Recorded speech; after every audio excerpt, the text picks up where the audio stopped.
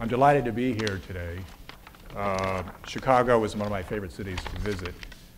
It's a wonderful city, but also I have very fond memories of Chicago. It was the first city outside of California I visited growing up as a youngster in California. All right. I boarded a train in Oakland, where I grew up, and took it across the continent. This is before transcontinental flights, as some of you may remember. This is more than 5 decades ago. And arrived here on the train, I guess it's Union Station, I guess it is. And I remember the sights of the big city and smells coming up through the stockyard through the south. Little did I think, certainly could not have known 50 years ago or more, that I would be speaking today in Chicago about the railroad. But I remember the railroad ride so vividly, so well, and taking us across the Sierras, across Nevada, seeing the Great Salt Lake, and so on. If you haven't done that ride, I recommend it. Whatever age and whatever time you have, it's a great experience. And then also another fondness I have of the visit was our hosts who put us up here were living right over here, a few blocks away on Astor. And so I remember the beautiful home they had on Astor. So for a lot of reasons, I'm delighted to be back here in Chicago. Well, I'm going to speak today about Chinese railroad workers on that western portion of the first transcontinental line. Most Americans know that Chinese worked on the railroad, period. And that included myself. And so there's not much more you can say about it other than they worked on the railroad, and that was one of our early celebration of diversity in American history. But most of us, and those of us in the project, I'm the co-director of the project on Chinese railroad workers in North America, in which we're trying to recover this history. When we began that history, we were in the same situation. We knew about Chinese railroad workers, period. And we didn't know very much about them at all. We didn't even have one name of one of the workers. And I think that's still the situation for most Americans today, and this is something we want to remedy. It's astounding that we have heard, many of us, about these Chinese railroad workers, but we know nothing. We began the project about 2.5 years ago at Stanford for a couple of reasons. We realized that in 2019, a few years from now, will be the 150th anniversary of the driving of the so-called Golden Spike by Leland Stanford at Promontory Point in Utah. So that will be a big celebration nationally, the 150th anniversary of the completion of the transcontinental line, which symbolically and physically united the nation. It was really a high point of the mid-19th century and has been hailed ever since as a marvel in engineering and capital investment and development and labor and sacrifice and so forth in politics. So that 150th anniversary was coming up, but then also we realized at Stanford that we were very close to that history because our university is named Stanford University, and it was founded by Leland Stanford, whose wealth hugely came from his directing and his of the Central Pacific Railroad, which was the western portion of that first transcontinental line. So the Chinese railroad workers, in a very real sense, were responsible for our university. They created much of the wealth that Leland Stanford donated to what became Stanford, 9,000 acres of the farm. I don't know if there are any Stanford grads here, you know, a little bit of, a few. And last weekend there was reunions at Stanford, so I gave a talk about this to alums. And so some of this history is very close to us. But at Stanford University, there's no evidence of the contribution of Chinese to the railroad or to Leland Stanford's wealth. There's no plaque, there's nothing at the university, and that's something we felt needed to be remedied, and we hope to do so in the future about that.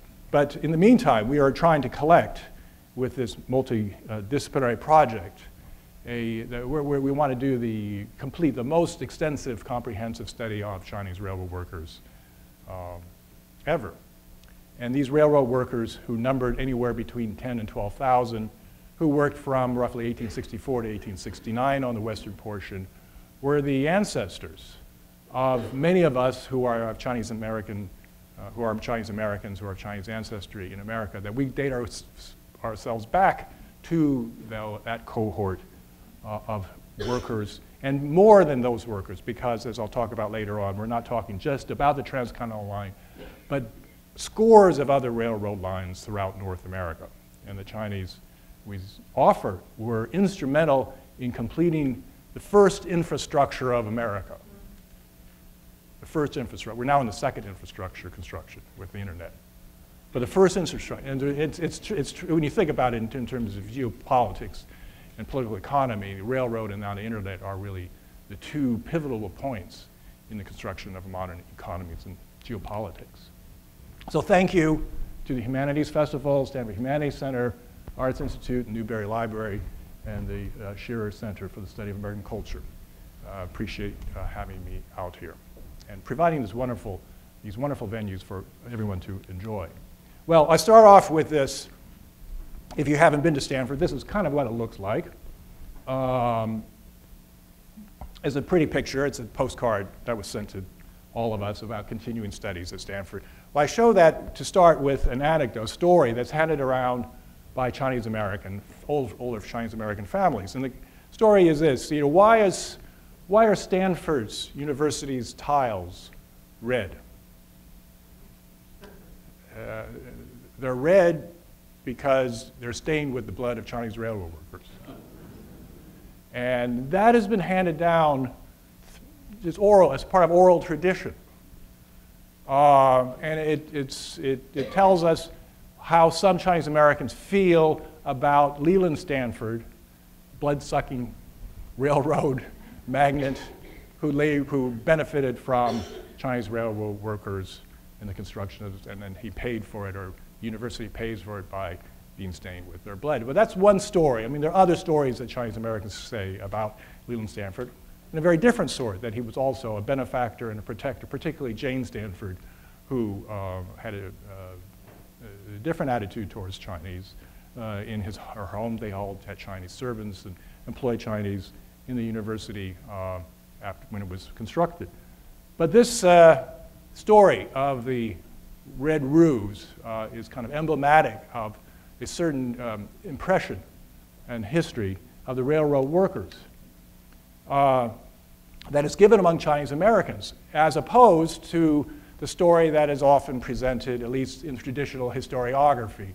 This is one of the biographies of Leland Stanford, of the great man version of history. That is, Leland Stanford, war governor of California, governor during the Civil War, railroad builder and founder of Stanford University.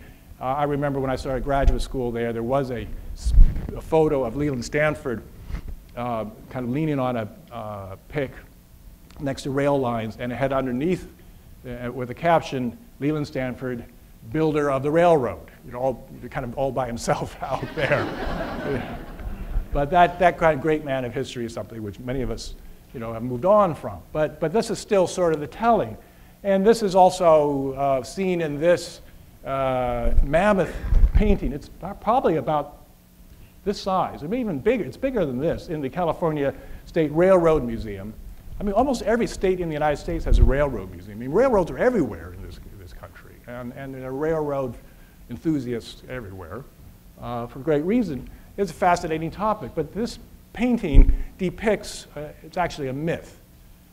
Many of these people who, there's a legend over here on the side that tells you who many of the people in the central, where's the pointer here? I'm not sure which one is the pointer. Okay, thank you. So Leland Stanford here, and others here, some of whom by the time this painting had been painted were passed, or they were not even at the event, and here's Leland Stanford and so forth. And the workers here at his feet, literally kind of groveling at his feet, and he's the man in the center. So that's sort of the depiction of history and also emblematic of the telling of history that puts him at the center of things. Well, so here's the painting, and interestingly, here's a photo of the actual event. And you can see that Thomas Hill, the artist, who was kind of a hagiography of Stanford, saw this photo and patterned his painting on the photo. I mean, it's pretty evident with the line here, and the posts and so forth. The guy smoking here, and all this kind of, well, you can see Leland Stanford's nowhere to be seen. He's not in the picture. Who's in the picture? Well, there are people laying the last track. And it looks like there's a Chinese guy here and a Chinese, maybe a couple of others here. So that was a photo of the last event. There's actually, supposedly, a photo was taken of Leland Stanford after this moment where he comes and stands with a spike and so forth. The photographer took the photo, and they thought history was captured forever, except that when he took the glass plate out of the camera, it fell and broke.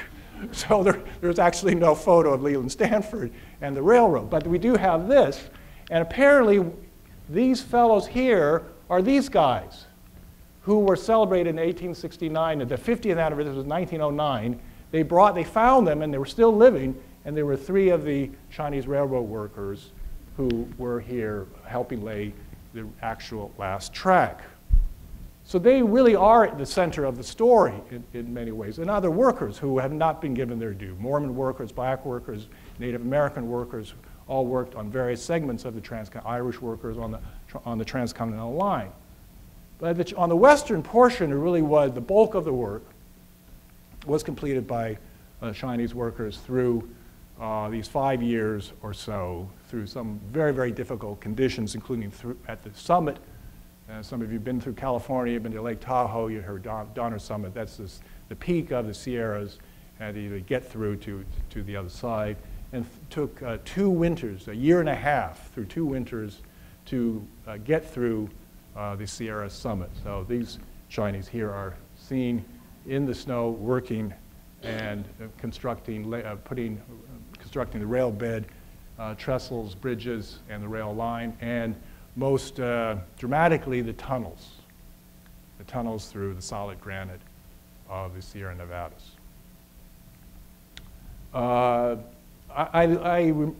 Every time I go through the Sierras, I marvel. You can still look out from Highway 80 and look out over the dramatic scenery and wonder what these guys were doing, thinking. I mean, my ancestry goes back to the 1850s, and I try to imagine them coming from southern China, the Canton region, which is near Hong Kong, and it's semi-tropical there. I was there last month, and it was very different than the weather outside here, and this is what they came to work on for those years. Well, the story of the railroad, I'll just go quickly here to cover some of the high points. There's Chinese on some of these slides because we were in a conference in China a couple of months ago, and some of these slides I used there to give my presentation. There's Abraham Lincoln.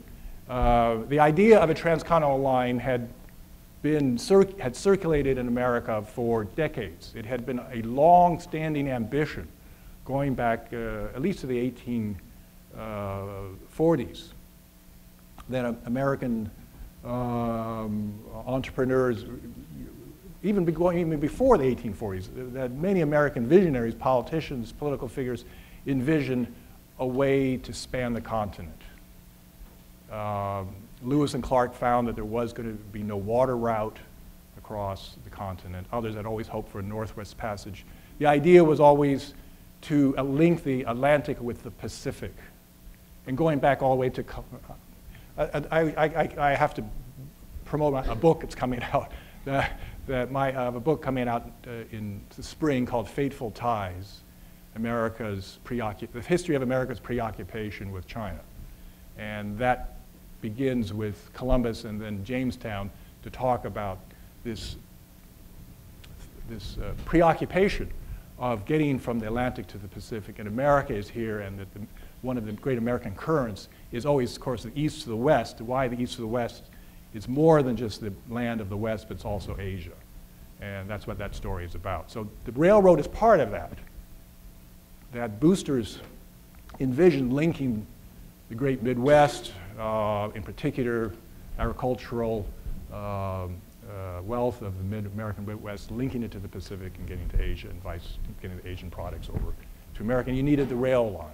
So the rail line was necessary for national unity and geopolitics because of the Civil War, but also the great vision of the capture of Asia for America. So Lincoln signs this bill. The great problems of the transcontinental line are three in particular. One is capital. It's an extraordinarily expensive undertaking, and the companies, the individual companies, just didn't have the capital to do so at that time. And the second is labor. How are you going to find so many thousands of people to make this rail line? And the third is terrain, which I'll talk about in a moment.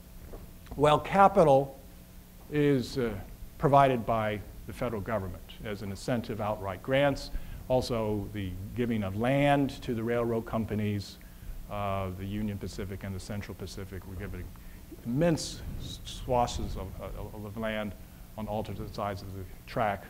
And the railroad companies are still some of the biggest landowners in the nation today. So as many of you probably know, this was also set up as a competition. So going from Omaha, Nebraska, going west was the task of the Union Pacific. The Central Pacific was tasked to go from Sacramento, roughly, east. And they would meet somewhere in between, and whoever laid the most track would have more capital and more land. So that was American competition. And it was set up. Now, the Union Pacific had labor problems, but they were closer to the East Coast, and they hired primarily Irish immigrant workers to toil. Their task was, it's not easy to build a railroad anywhere, but their task was, oops, I'm sorry again. They had the plains, as you can see from here. We're over here, and the railroad, the regional lines were all around this area already, built up in the first part of the 19th century. But from Omaha, Nebraska, roughly, would go west, and the Central Pacific would go this way. There were some rail lines here already in the Bay Area and linking Oakland to Sacramento. Already Chinese workers were working on those rail lines in the early 1860s. But on the Central Pacific, faced this kind of terrain. The most dramatic terrain, mountain terrain in the United States. These are solid granite cliffs for the Sierra Nevada. And they had to get through those, which are almost, not quite visible from Sacramento, but fairly close to Sacramento. The foothills where the gold country was, and then beyond them you have the Sierras. At first, the Central Pacific tried to use the existing white labor that was in California, which was scarce. California, without the rail line now, it took about as long to get from New York to San Francisco overland as it did to get from Hong Kong to San Francisco by ocean at that time, to give you some sense of spatial arrangement. So the Central Pacific found it very difficult to recruit labor. Most of the white labor at the time wanted to strike it rich. There were still lots of dreams of hitting it big with gold. And the workers were not very reliable. They'd work for a while, get some wages, and run off and do something else and try to look for a new vein of gold. And as Leland Stanford himself found, it was very frustrating of what to do with this labor challenge. And this was after they began to use Chinese, but then he says, a large majority of the white laboring class on the Pacific coast find more profitable and congenial employment in mining and agricultural pursuits than in railroad work. And so by the Central Pacific, Leland Stanford starts the rail line in Sacramento, 1863. They don't get very far in a year and a half. they're still within sight of Sacramento, and they can't even approaching just the mother lode. And they began to say, well, let's try Chinese. There were Chinese in California already. Some had started to come in with the gold rush 1849 and in the 1850s. Other Chinese began to come in. Several thousand were in the state in the 1850s.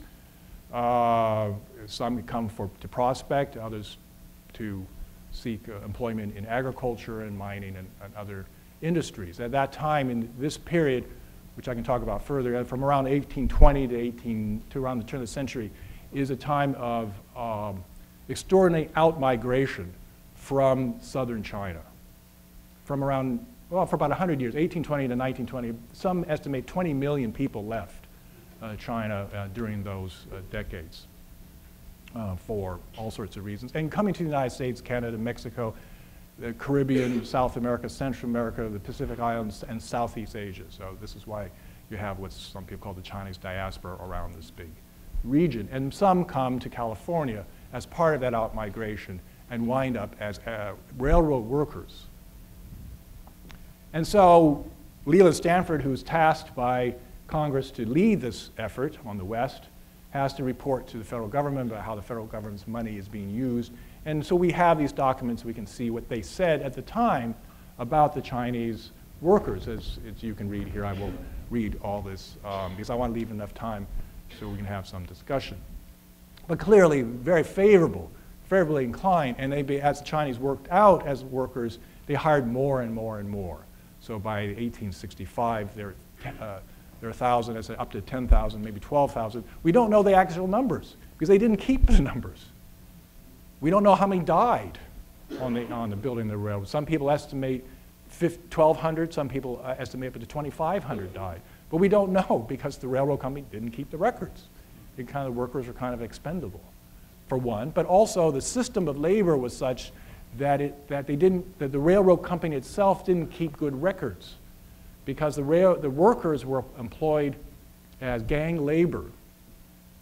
They were subcontracted, in our words today. So there would be a Chinese manager, and his name would be on the railroad records, but he would employ 25 or 30 workers. And those 25 or 30 workers' names are not in the railroad payroll records. So we don't know a lot of those people. And then these are other evidence that we have of the importance of the railroad workers to the railroad.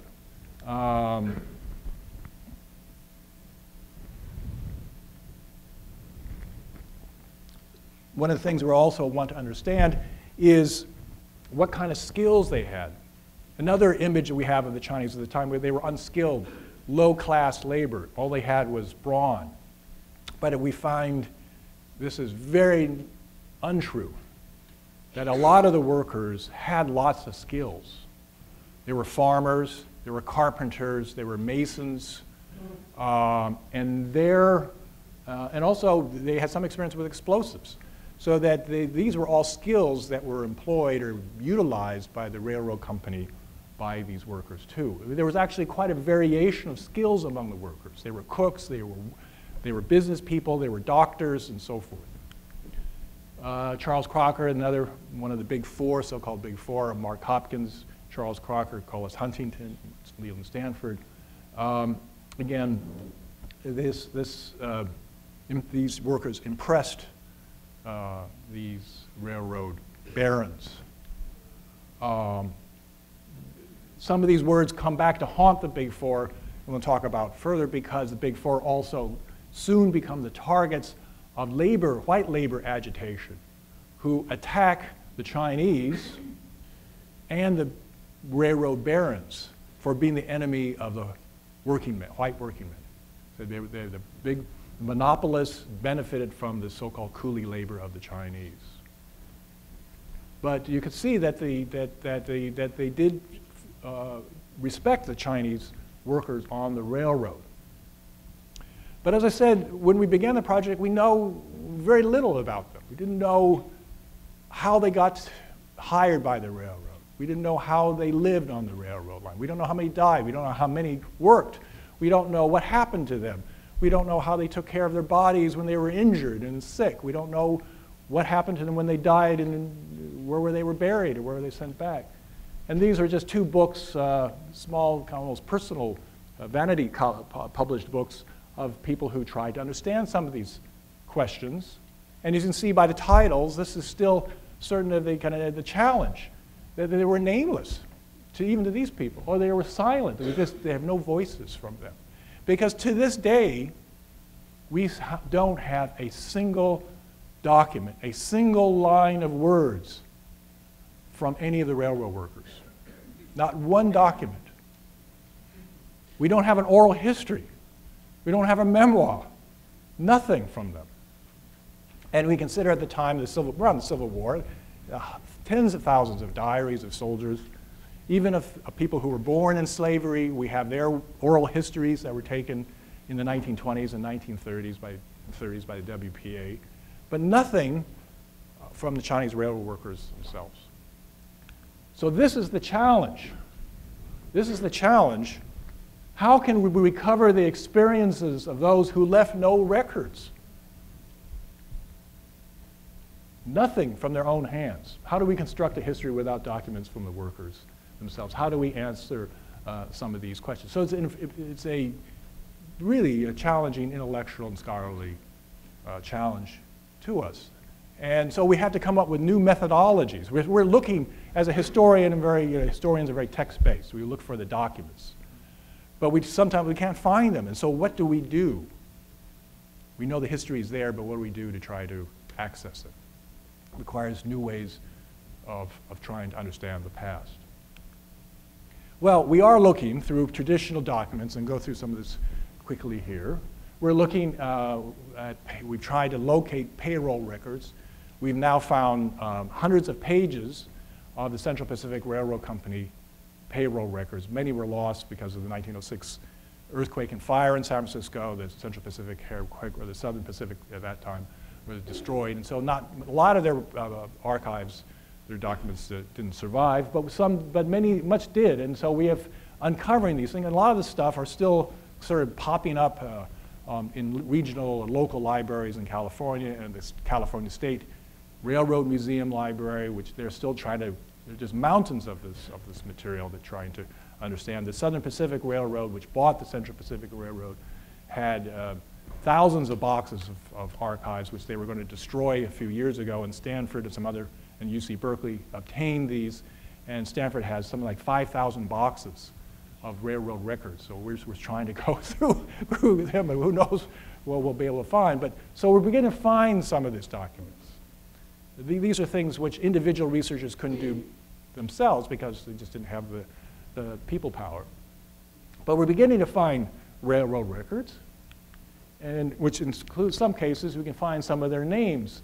But as I said, some of their names, you can look for Chinese names, they will appear, and some of them appear as cook or foreman or some other designation here. You can see here, there are a few names here. It looks like a Bing, a John, a Hing, and they're all cooks here. Now, there are others here. Now, they all seem to have the first name A-H. Well, that's not really a first name. That was a familiar term. So this was kind of like, the translation would be like brother. Brother Bing, brother Fong, brother Li, or something like this. They're all very close. Many of them were, in fact, related. They were from similar clans. In the southern China, the way the villages are organized, they're often clan-based. And so they would come over as groups of cousins and extended family and continue to work together. And so they would just call each other all these. And so the company didn't know them any different because they said, who's this? Oh, this is Ah Wing. This is Ah Fong. So this is how we find them. But we don't know anything more about them. We wish we did, because then we get last names. But these are all familiar names. Ah Sam, and all down here you can see all these Ahs. Company records, they will talk about the kind of work that was done, and the calendar, the sequence of work. These all had to be reported back to Congress. Or trying to make correlations between when these this task was done and when they began to hire workers and when workers are located or identified in the payroll records and so forth. Here's another, the census figure here. Again, the census figures. You see, look at they're all Oz. You know, we don't know who these guys are, but they're all. That's the way they were identified to each other. And then we're also looking through families. We're trying to identify, locate family members to people today who've done genealogies, who may have had something inherited from the past of 150 years ago. And we're finding, interestingly, families who do have things. But also, we're finding documents and other sources, including the National Archives. Some of you know there were very stringent Chinese immigration acts that restricted Chinese entry into the country after 1882. Because of that, those restrictive acts, and there was still travel back and forth, when Chinese did come and go in limited amounts, they had to go through very stringent interrogations. And because of these interrogations, the federal government collected voluminous records about family identities. They were trying to figure out who all these Oz were, all these Chinese who were coming in out of the country, some fraudulently, some legally to get in the country. So you'd have to go through a screening process to verify that you are eligible to come into the United States. And therefore, people back in the 1890s and up through 1940s had to go through these interrogation processes. And in the federal governments, we have lots of these records of family. And in them, we go through and find out, oh, someone says that this is the child of so forth, and his or her father was a railroad worker. So very laborious work to try to identify these people. We also look at newspaper accounts. There's quite a few newspaper accounts that talk about Chinese. And this, again, I'll talk somewhat, I don't have time now, but with the graduate students later on, we'll talk about the digital revolution and how our project is also facilitated, interestingly, by the digital revolution, that we are able to access material now that other researchers did not have before, including scanned newspapers. So American newspapers have been a tremendous aid to us with the scanning of old American newspapers. And many of them are searchable through optical character recognition systems. And so you put in search terms and find names, which other researchers didn't have. Ephemera, travel logs, books, these are kind of traditional things that historians use to locate stories. And we find things such as this from various newspapers. And sometimes they're about the railroad, sometimes they're just about the Chinese. There's a curious sidelight in California history at the time. But they tell us stories about their conditions of life.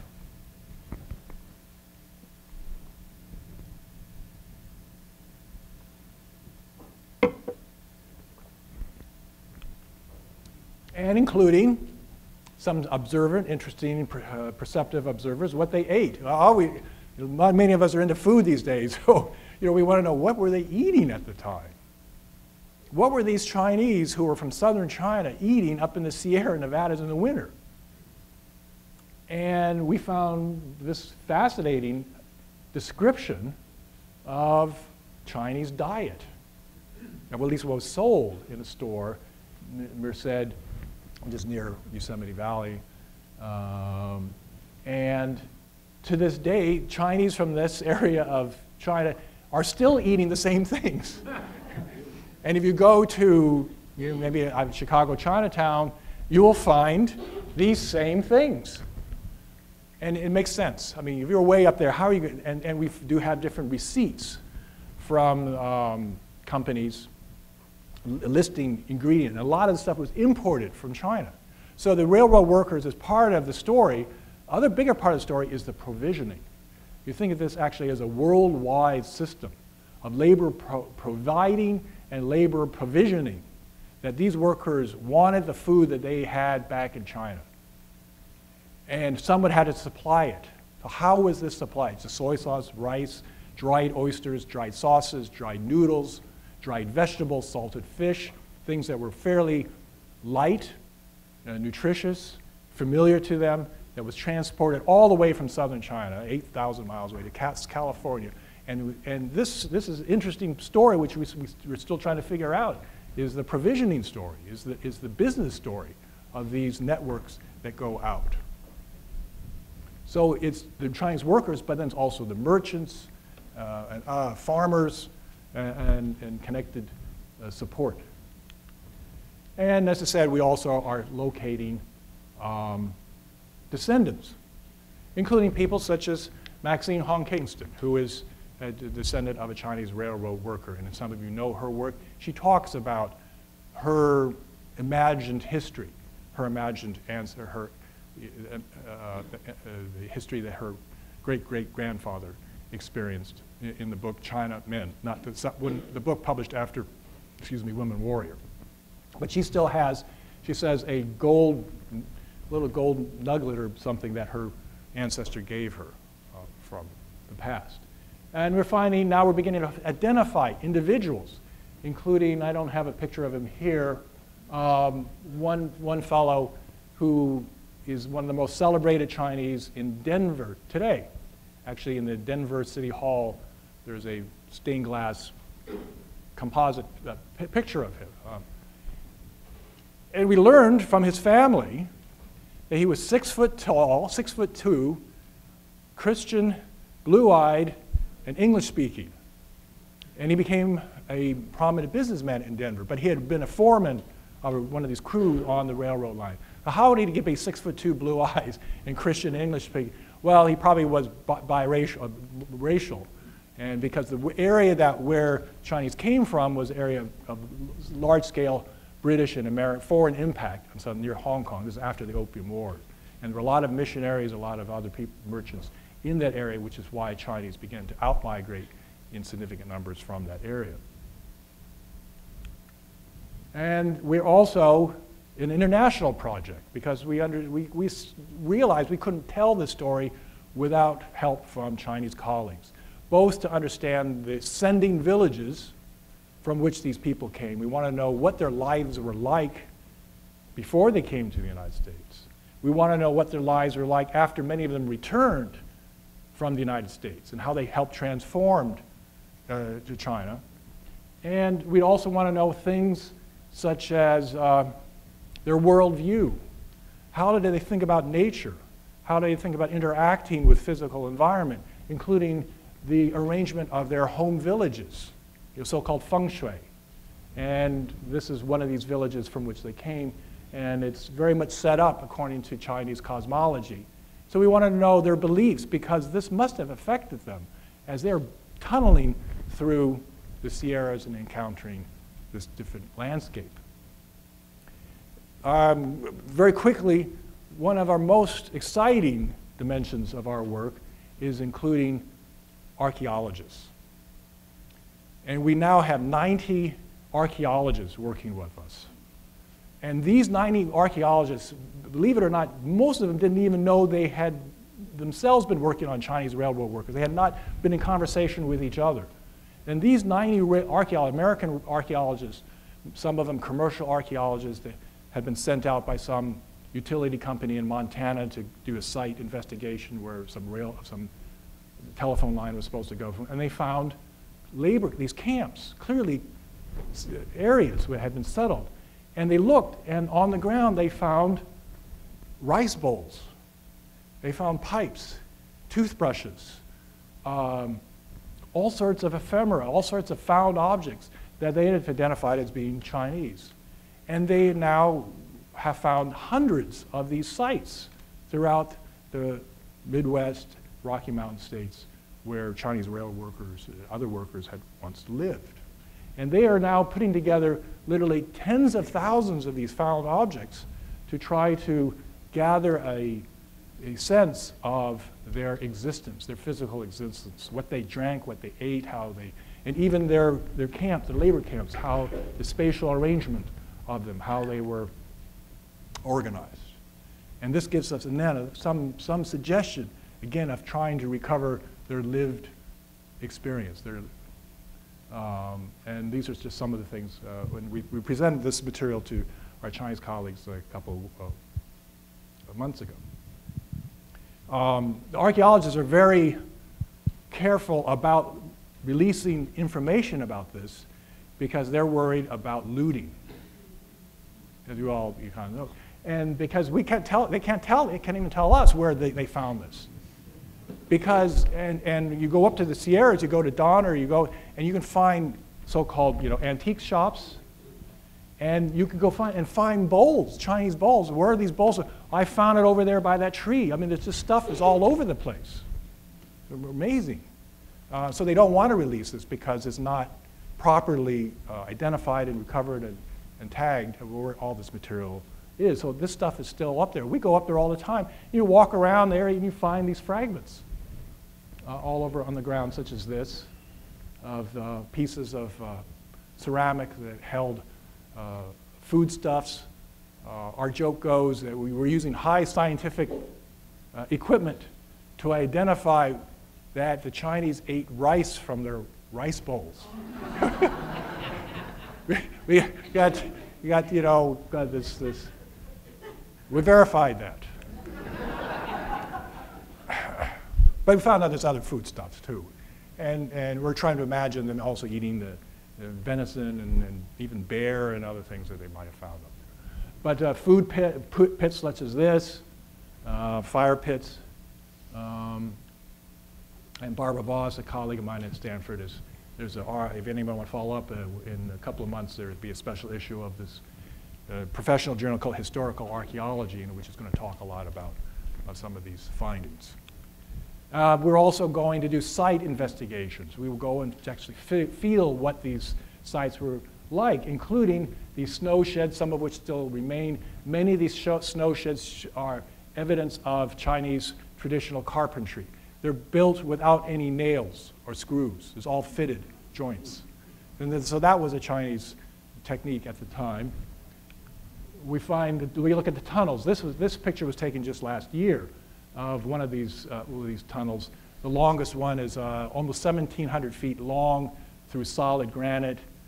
The record shows that they were able to go through these granite cliffs 1 inch a day with a pick. And that's how tough the work was. And they would make these holes. They would get black powder, stuff them in the hole, and then run like hell after the explosion. And unfortunately, there were a lot of accidents too. So they took, this is the largest tunnel took 1.5 years to build. And they built it in four directions. How can you build a tunnel in 4 directions? From this way, from the entrance, from the back, and then from the top. They buried from the top of the mountain down to the tunnel, and then build out here, and then run out that way. Because they had to get through this as quickly as possible. So the top of the tunnel mouths was sometimes buried under 40 feet of snow during the Sierra winters. And some of these constructions remained, such as this. This was taken just a few months ago. This is called the Great Chinese Wall. This is a retaining wall. Again, no concrete, no cement. It's all fitted rock, just like the Great Wall, sort of. So these, we find other evidence of other work in the American newspapers. All these are some of the lines in which Chinese were brought to work on. In the east, in the south, in the Midwest, Montana, Texas, Alabama, all around the country, there were Chinese railroad workers. Lastly, and I'm running out of time here very quickly, we're looking at digital technologies, including GPS, and to try to imagine the spatial arrangement and experience of the workers. As you can see, this and this great image here, which our colleagues in the Center for Spatial Textual Analysis have helped us develop this, some actual sense of the way the rail line came through and some of these different tunnels, as you can see through here. To try to reconstruct a felt experience of what these workers had, absent the experience told in their own words. Hopefully this will all get online eventually. We're going to have a digital archive. We have thousands of pages of documents we want to make public. and this present to the general public. And great photographic evidence too. This is really one of the more poignant pictures of a tea carrier outside one of the tunnel mouths. And the Chinese drink lots of tea. That's what they try to stay pretty healthy and drinking lots of tea helped them. An archive. And this last photo here I want to stop with. Come visit our website and you can learn more, and we welcome your help and support and comment. And if you know of any Chinese railroad worker descendants, let us know, let them know, and have them contact us. So thank you very much for your time.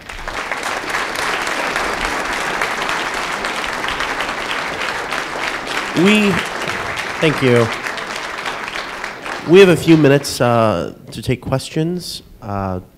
We'll come around to you. We don't have many questions that we can get to, but we'll come along. Canada, did similar things happen in Canada? Very good question, yes, because there was a trans-Canadian line too. That was in the late 1880s and 1890s. And interestingly, there's lots more documentation about the Chinese work on the Canadian line. And also a lot more acknowledgement of the Chinese contribution. You can go to downtown Toronto, and there's an immense monument to honor the Chinese railroad workers' contribution to Canadian history.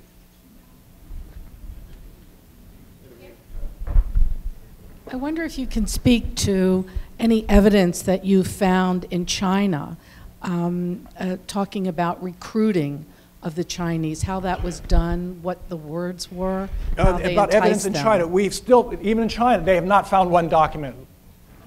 We hope they would, they're looking, we're all looking, because they sent remittances back from the United States to China, we presume also with letters. And a lot of the money they earned here was sent back to support families in China. Many of the men were married and had families in China, or were married in absentia. And then they sent the remittances back. But to this day, we haven't found a single document in China. Now, why is that? And we also know, again, a change in our previous view, is that many of the workers were literate, and that the literacy rate in the area from which they came was actually fairly high. There were a lot of missionary schools.